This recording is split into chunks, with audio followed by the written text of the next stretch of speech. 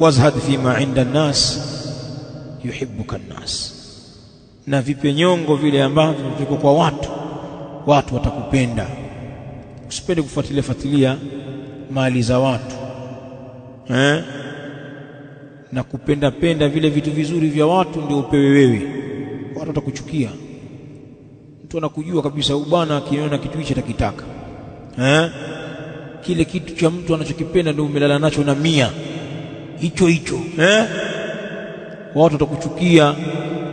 Ndio unampigia mtu simu anakuambia sipo, najua nataka kuwazima pikipiki yangu, yani jamaa huyu.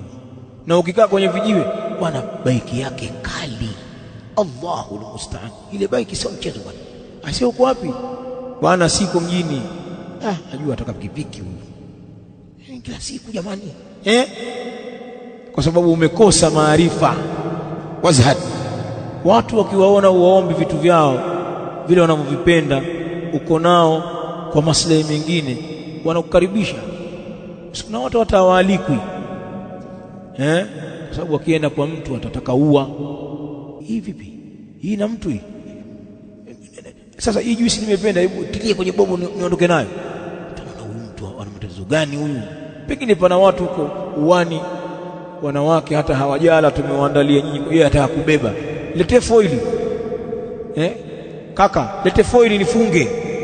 Shekhi, utaachwa kwenye mialiko, watu watakuchukia. Kuwa na tabia ya kupotezea baadhi ya vitu, kuwa mtu sahali. Ndugu zangu,